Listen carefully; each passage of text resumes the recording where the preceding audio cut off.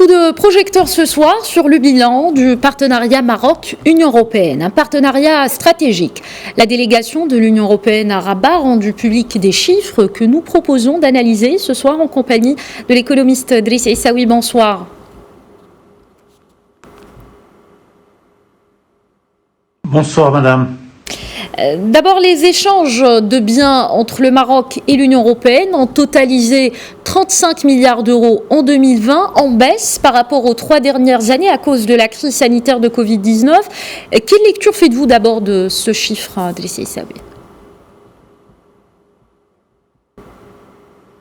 Vous savez, c'est un chiffre qui est tout à fait normal. Nous avons des relations, on va dire, structurelles avec l'Union européenne qui ne datent pas d'hier. Ce sont d'abord des relations bilatérales que nous avions bâties avec un certain nombre de pays d'Europe, la France, l'Italie, l'Allemagne, etc.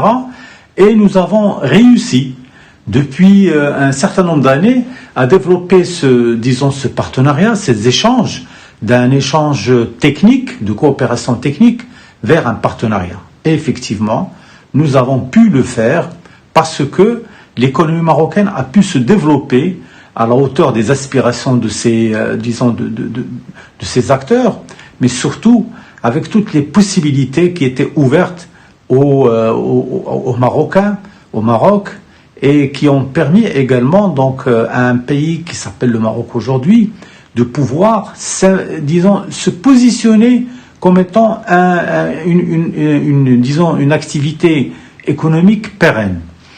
Alors pourquoi ça a baissé il y a eu une baisse durant l'année 2020, c'est normal, vous savez, l'Europe, le monde entier a vécu au rythme d'une crise sanitaire très grave, qui a touché les secteurs les plus fragiles, à savoir le transport, le tourisme, l'artisanat, tout ce qui est échange, tout ce qui est vente de produits a été pénalisé.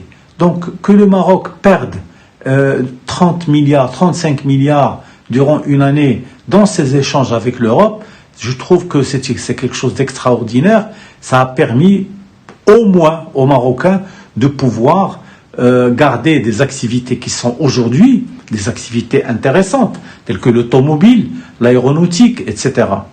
Mais nous sommes, disons, tout à fait confiants, sincèrement, il faut le dire, nous sommes tout à fait confiants en ce qui concerne l'avenir de ces relations. D'accord, on reviendra sur l'avenir de ces relations. Tout cela sur des choses, c'est des choses importantes. Parfait, on y reviendra. Driss Essaoui, intéressons-nous maintenant particulièrement à l'année écoulée. Quelles sont les nouveautés qui caractérisent le bilan des relations, qui ont caractérisé le bilan des relations Maroc-Union européenne en 2020 ? Vous savez, il y a énormément de choses à voir. Nous avons bien entendu tout ce qui touche à l'économie verte, ce qu'on appelle l'économie circulaire. Il y a également donc tout ce qui touche aux énergies renouvelables, tout ce qui touche donc à un certain nombre d'activités que les Européens ont pu développer avec leur pays et avec leur système. Et le Maroc a été présent. Il a été présent parce que nous avons pu construire une centrale solaire au niveau de Ouarzazate avec deux grandes stations. Nous avons aussi développé de l'énergie éolienne au niveau du nord et au niveau de la région de Safi, etc., qui aujourd'hui donne des possibilités énormes pour le Maroc. Et nous avons également la possibilité de faire des choses en ce qui concerne le partenariat et l'entrepreneuriat au Maroc. Alors, le Maroc n'a pas développé seulement que ça.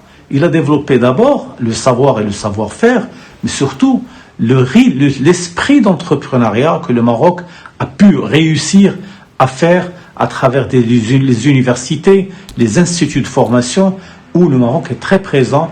Et il faut dire que beaucoup de main-d'œuvre, entre guillemets, main-d'œuvre marocaine, est présente en Europe dans le cadre de secteurs très développés tels que les nouvelles technologies, et les Marocains sont véritablement une main-d'œuvre qui ne coûte pas cher à l'Europe, mais qui est très disciplinée et qui fait le travail tel qu'il est souhaité par les industriels européens. D'accord, Driss Essaoui, tout à l'heure, vous étiez en train de parler de l'avenir de ce partenariat. Le ministre marocain des Affaires étrangères, Nasser Bourita, a déclaré que le Maroc sent une convergence entre les priorités nationales et les priorités que l'Union européenne veut donner dans ses relations avec le voisinage. Dans cet esprit, justement, le Maroc est-il consulté avant la mise en œuvre de quelques stratégies adoptées par Bruxelles ?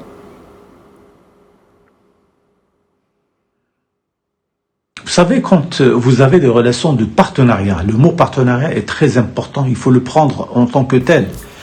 Vous ne pouvez pas ne pas vous concerter avec votre partenaire. Le Maroc avec l'Union européenne, c'est ainsi. Alors, si on prend par exemple des sujets tels que la lutte contre le terrorisme, la lutte contre, disons, l'immigration clandestine, tout cela, tout ceci, ce sont des sujets que le Maroc maîtrise. Nous avons également une grande maîtrise des échanges avec l'Afrique.